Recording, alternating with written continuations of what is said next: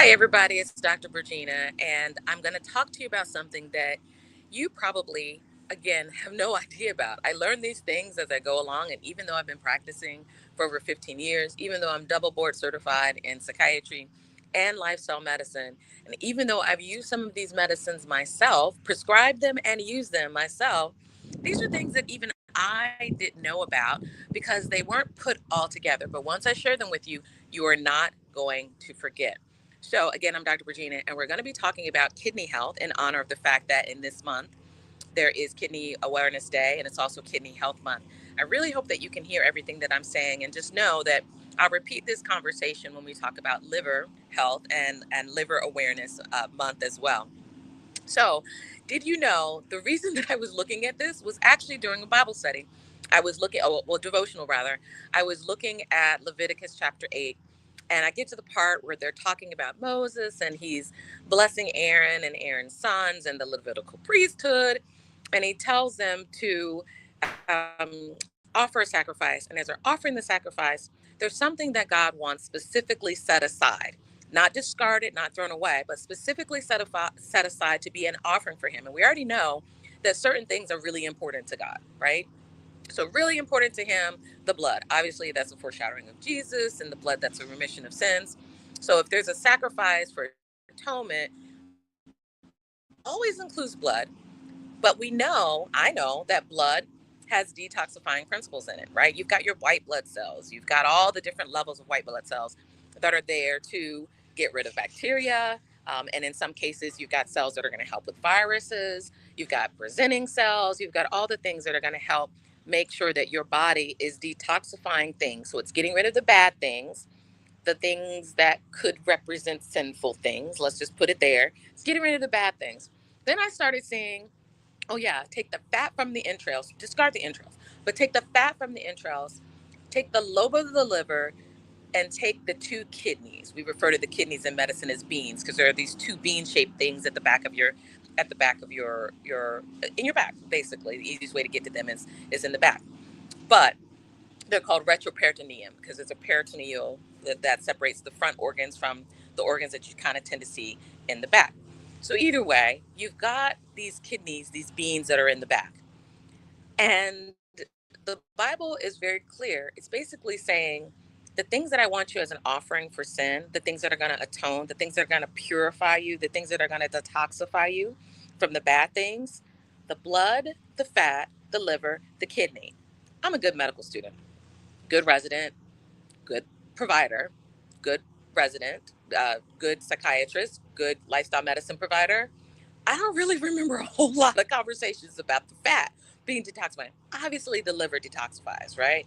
One of the main things we think about with alcohol and all the enzymes from the liver that breaks things down.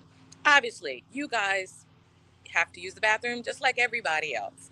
And your kidneys are the things that are flushing, getting rid of the toxins, and getting rid of the things that your body doesn't need, right? Obviously, know that.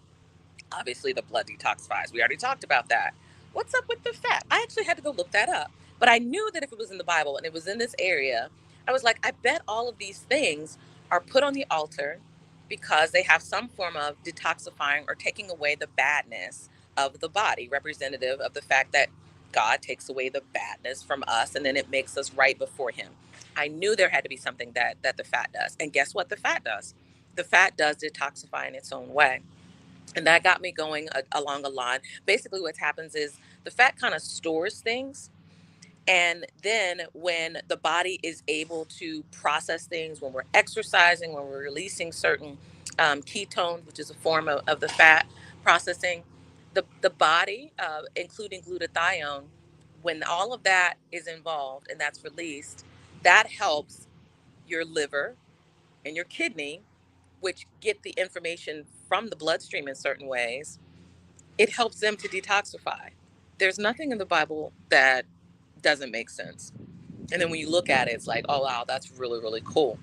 In addition to that, that got me thinking about, well, what about GLP-1s? Because the area that I was looking at specifically said that if you are losing weight too fast, basically you end up pushing the fat, pushing the toxins before they're ready. So if you're losing more than 1 or 2 pounds a week, the fat is giving up toxins that it had been storing to slowly release over time. And then it's kind of bombarding the liver and bombarding the kidney. So we'll talk about the liver next time. But for today, as we're talking about the kidney, I wanted to talk about some things that are going to really help you so that you are protecting your kidneys. Number one, just in general, let's just protect the kidneys because they are there to help you detoxify. And no one wants to be on dialysis or have to be up for kidney transplant. But also for the kidneys, what I wanted you to be thinking about are ways to protect the beans, okay? Ways to protect the kidneys, whether you're losing weight or not, but especially if you're losing weight in a rapid way. You're on a GLP-1 inhibitor or you just had bariatric surgery, and if you're noticing you're kind of having a plateau of your weight loss, that's why.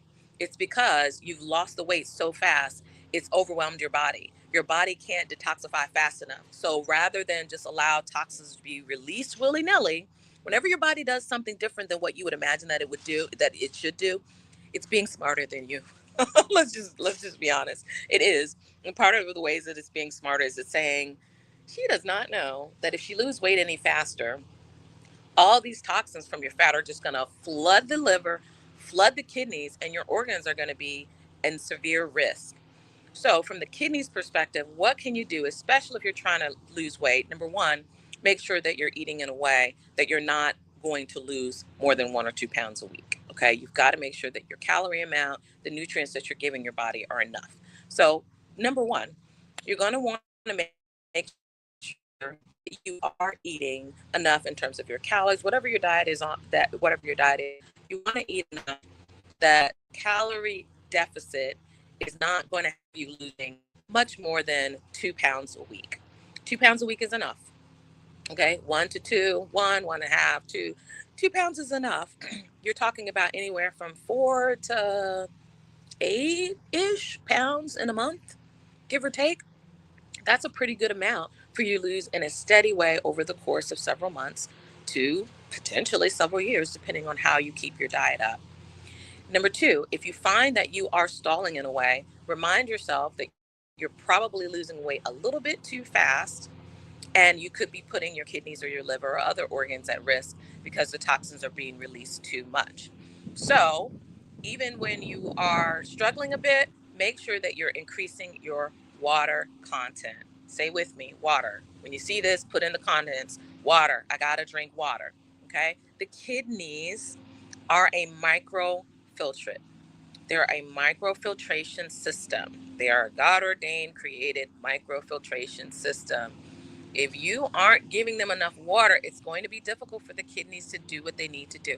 I'm not saying flood the kidneys, but I am saying that you should be having somewhere around 80 to 100 ounces of water a day. Some places say between 1 and 2 liters.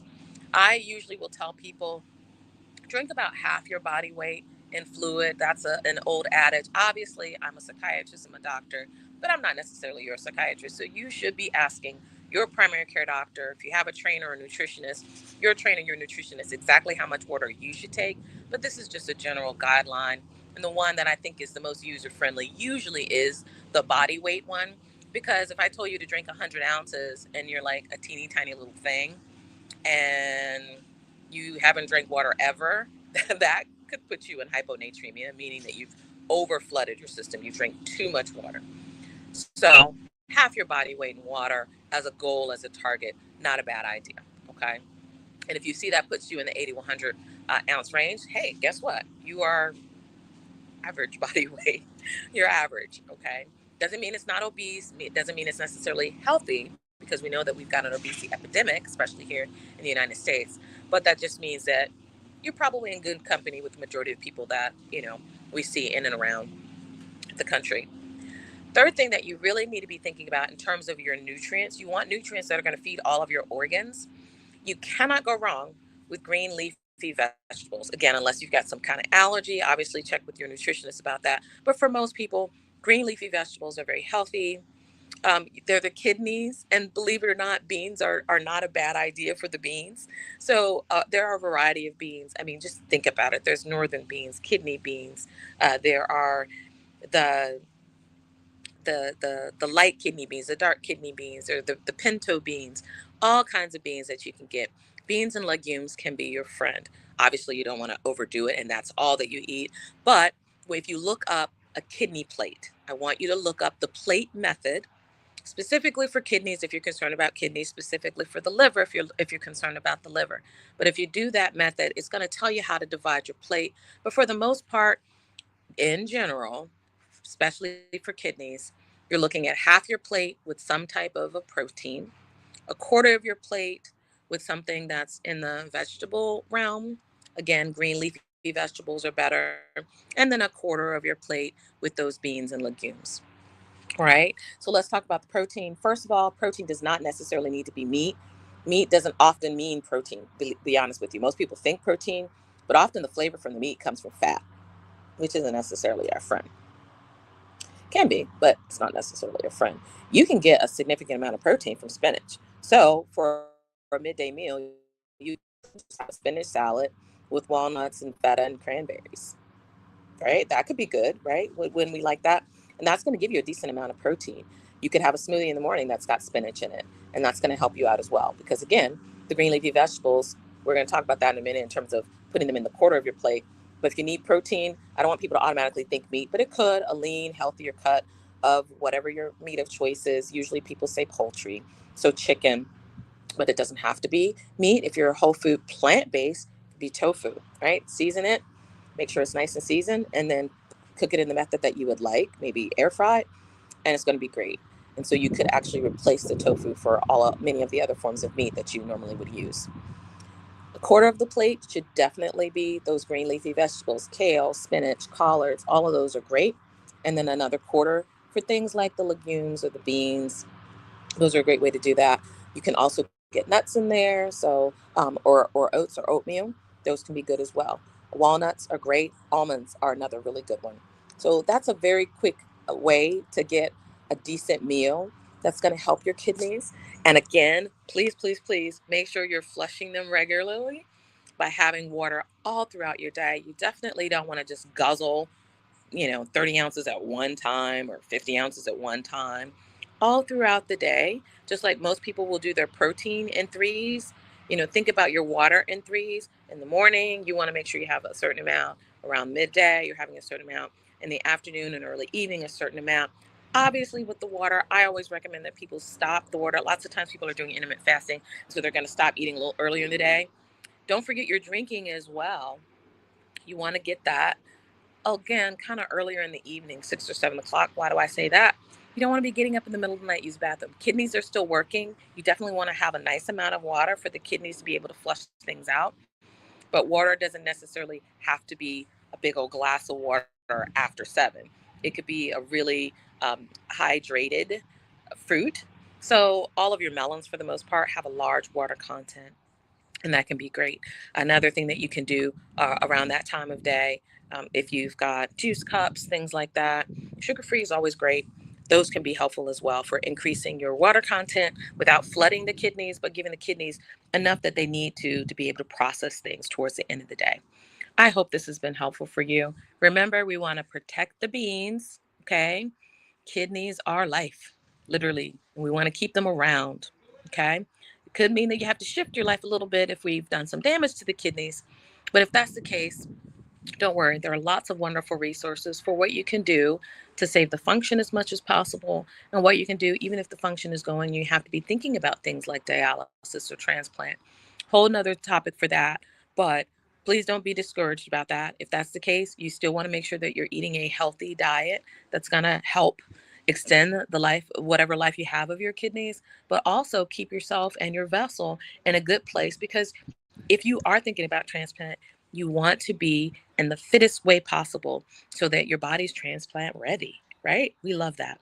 Okay. If we have to go that route, that's tertiary prevention, but we want to be there.